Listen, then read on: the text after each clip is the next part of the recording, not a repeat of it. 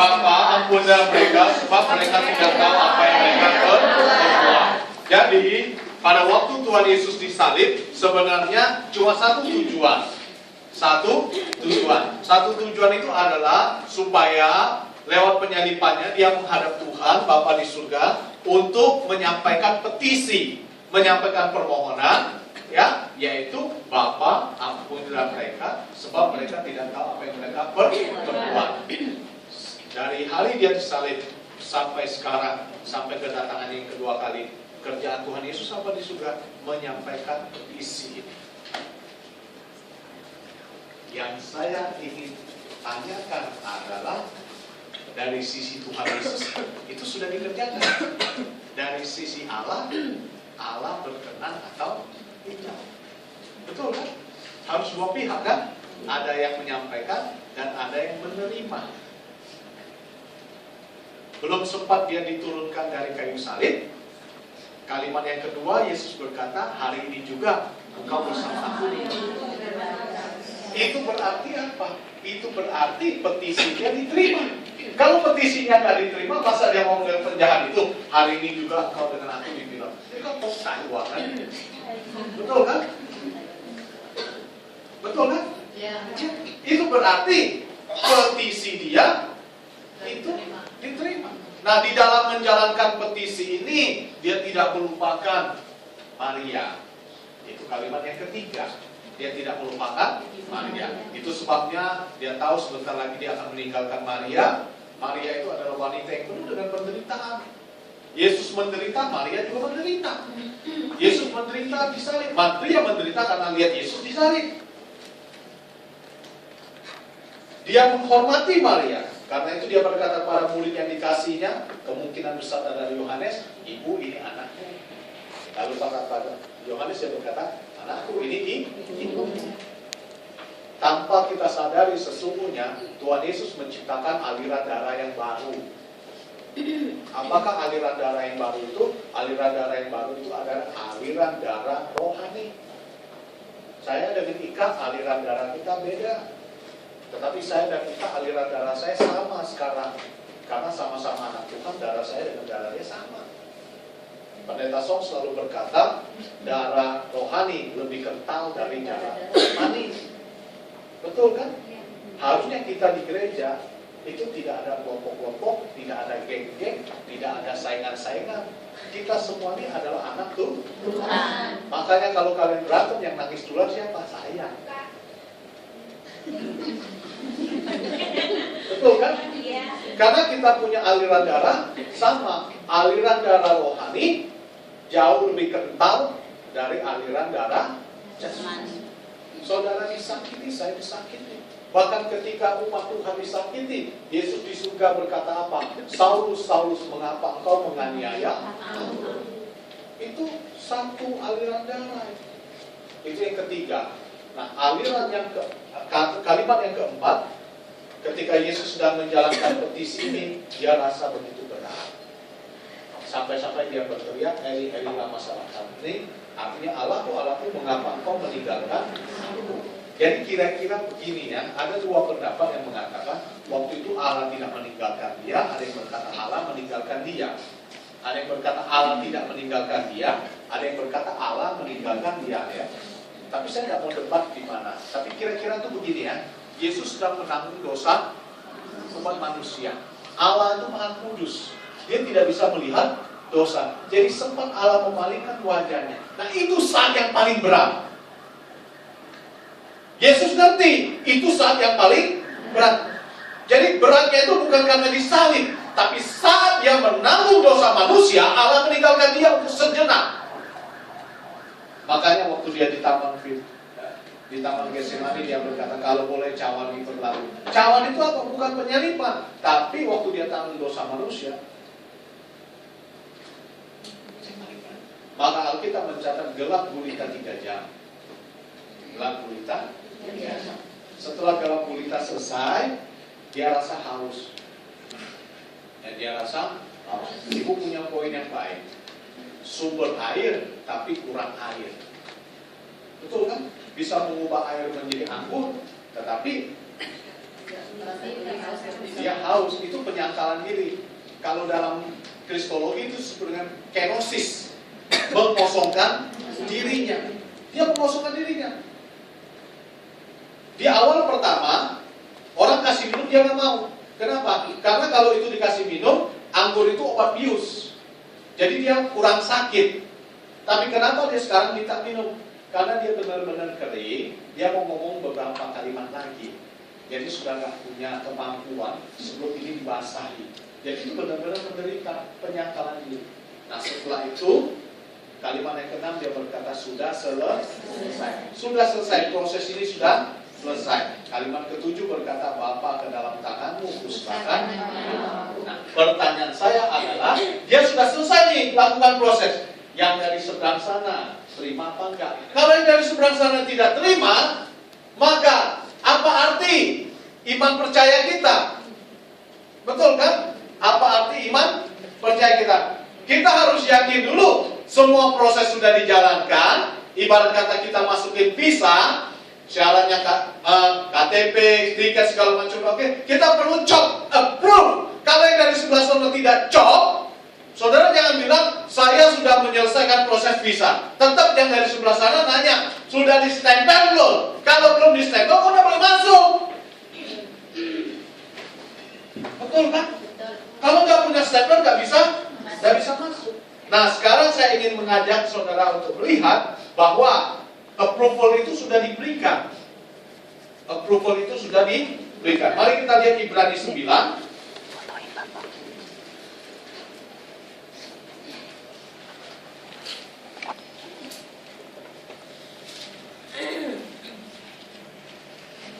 Ayat 11.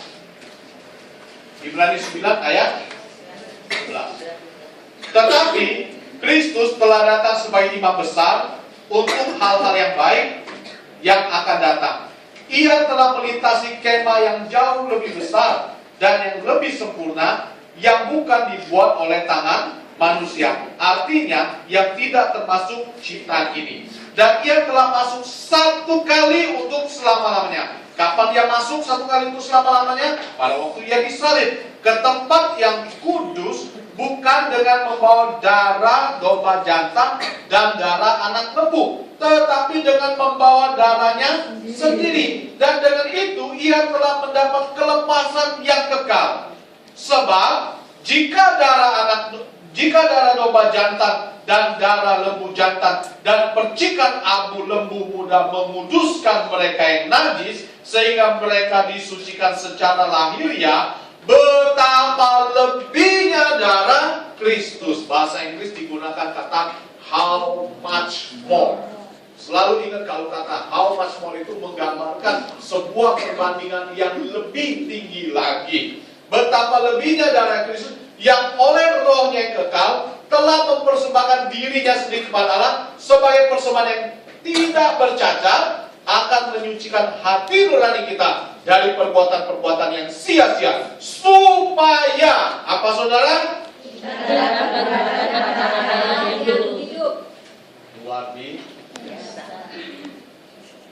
Penulis Ibrani berkata, iya betul, diterima. Kenapa? Karena darah Kristus beda dengan darah binatang. Yang pertama, darah Yesus adalah darah yang suci.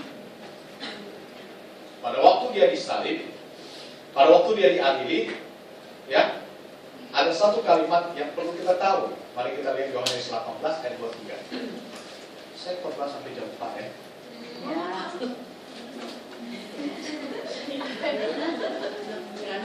Yang khotbah saya kok yang capek kalian. Yohanes 18 ayat 23. Emang ngomong kuat ngomong. Kuat. Yohanes 18 ayat 23. Jawab Yesus kepadanya, apa? Jikalau kataku itu salah, tunjukkanlah salahnya. Tetapi jikalau kataku benar, mengapakah engkau menampar aku? Yesus ada salah?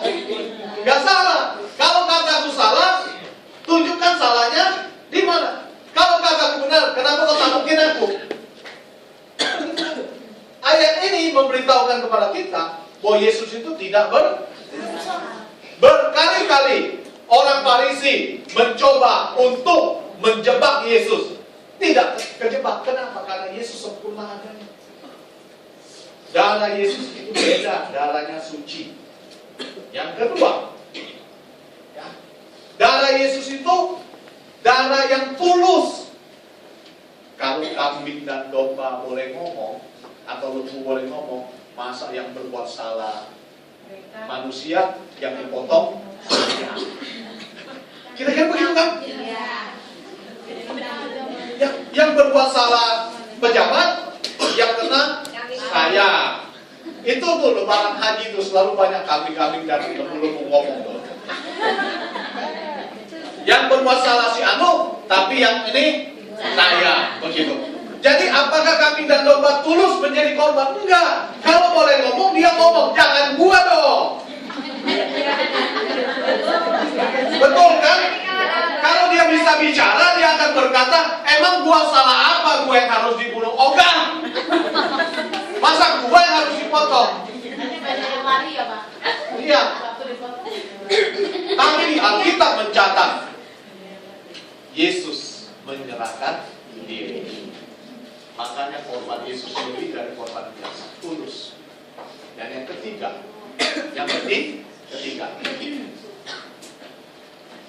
Kak, kalau kamu punya cowok yang ganteng, ya, lalu diambil sama Kak Yuli. Kak Yuli ganti kamu 3 ekor kambing, mau nggak?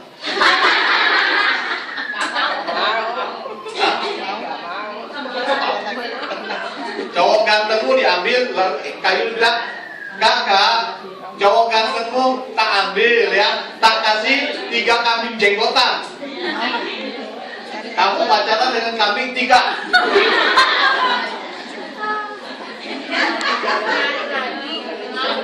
Artinya apa? Tidak seimbang kan? Betul kan? Tidak seimbang kan? Nah, ini yang berbuat dosa manusia lalu diberikan kambing untuk ganti toh? Ganti kan? Seimbang nggak? Sebenarnya tidak seimbang. Cuma Allah memaklumi dan menerima. Perlu yang seimbang. Yang seimbang itu apa? Yang sama-sama manusia. Yang sama-sama manusia. Itu loh yang cerita dari Kamal ini tadi. Waktu lonceng mau ditarik, nggak bunyi. Ada yang mati. Karena ada yang mati, baru anak ini diselamatkan. Perlu yang seimbang. Saya pernah nonton bagaimana seorang jaksa menuntut mati, lalu kemudian jaksa yang menuntut mati itu masuk ke penjara, melepaskan saudara kembarnya, lalu tukar baju, kemudian dia yang mati. Itu namanya seimbang. Maka orang Islam kalau hukumnya itu seimbang, maling potong tangan, begitu. Ya, maling potong tangan. Nah, makanya yang sartina harus mati kecuali keluarga kasih ampunan atau bayar duit. Ya. Perlu yang seimbang. Korbannya Yesus itu korban yang lebih. Pertama dia manusia, kedua dia tulus, yang ketiga dia tidak Makanya kalau sebenarnya apakah pengorbanan Yesus cukup untuk menggantikan kita? Saya berkata lebih daripada cukup. Kalau begitu, kembali ke pertanyaan saya, apakah Allah menerimanya? Kalau Allah menerimanya, apa buktinya? Yang pertama, Lukas 23.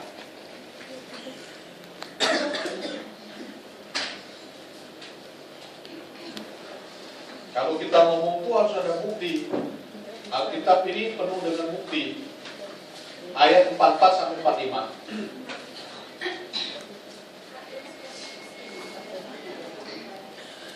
Lukas 23 ayat 44-45.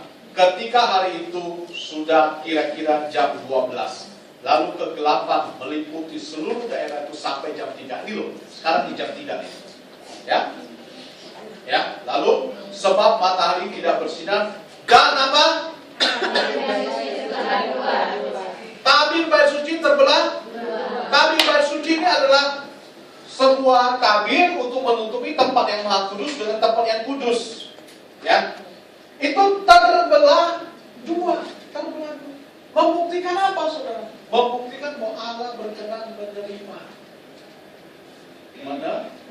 Pada zaman dulu kalau imam masuk ke tempat-tempat itu, ya, imamnya kakinya harus diikat. Kenapa? Karena orang lain tidak berani masuk. Masuk situ mati loh kalau bukan imam. Jadi ini imam itu masuk kakinya itu dikasih tali. Kalau dia ngomong dengan Tuhan kelamaan, kakinya digoyang-goyang. Ntar gue belum selesai gitu. Tapi kalau waktu ditarik nggak goyang, udah mati. Ya, sayang zaman ini tidak berlaku buat para pendeta. Kalau berlaku buat pendeta, banyak pendeta yang mati di kubah. Dia coba dah. Dia selingkuh, dia kebohong, dia ini dan itu, dia naik mimbar. Jeblek. Ya. Tapi ini kan nggak berlaku kan? Malah yang semakin selingkuh semakin top, semakin mahal bayarannya. Jangan dulu begitu. Digoyangin, nggak goyang, ditarik. Digoyang, bentar, gue belum selesai nih. Gue masih nego dengan Tuhan ini. Gitu. Yesus masuk, tabirnya terbelah dua. Berarti kan welcome toh? Nah, pertanyaannya dia keluar nggak? Dia keluar. Kapan dia keluar? Kuburnya kosong.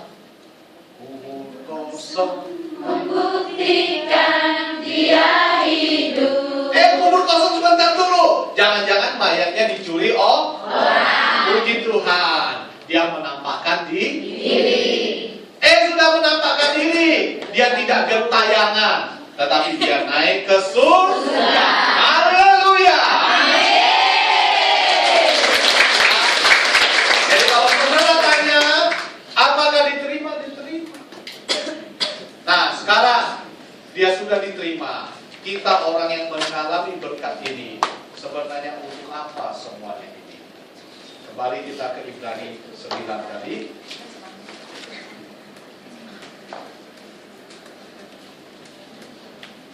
Ayat 14 kalimat yang terakhir. Bunyinya apa?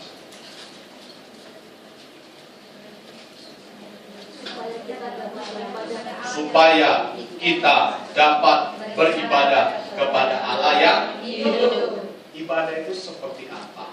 Dalam arti yang sempit ini datang ke gereja ibadah. Dalam arti yang sempit. Dalam arti yang sempit kita tuh datang ke gereja itu ibadah itu dalam arti sempit itu begini. Makanya saya sangat sedih kalau ada orang punya kesempatan ibadah tetapi dia tidak beribadah. Ibadah itu dalam arti yang sempit seperti ini. Dalam arti yang luas. Dalam arti yang luas, Roma 12 ayat 1 dan 2. Hidup kita persembahkan kepada Tuhan, melakukan apa yang Tuhan kehendaki. Maka ada pujian berkata, kita diselamatkan untuk melayani Tuhan. Setiap orang yang sudah diselamatkan, dia harus ambil bagian dalam pelayanan. Dia harus tanya ke saya sebagai gembala, Pak, lengkapi saya supaya saya melayani. Bukan, Pak, jangan kasih saya pelayanan. Saya cuma mau jadi anggota gereja dalam tugas khusus CIA, mata-mata pengintai. Pelayanannya apa? Mata-mata, tidak kelihatan. Nggak ada tugas bagian mata. Dalam kekristenan itu tidak ada pekerjaan pengintaian. Kita semua harus bekerja untuk Tuhan. Untuk itu kita diselamatkan. Amin, saudara. Amin. Saya berharap setelah khotbah ini kita semua yang yakin akan keselamatan, kita tahu untuk apa kita diselamatkan. Mari kita tundukkan kepala. Mari kita mengingat keselamatan yang Tuhan berikan itu dengan mengambil bagian dalam perjamuan kudus. Dan saya minta pemusik memainkan lagu Sebab Dia Hidup dengan pelan-pelan. Dan kopi dan anggur ini akan dibangunkan.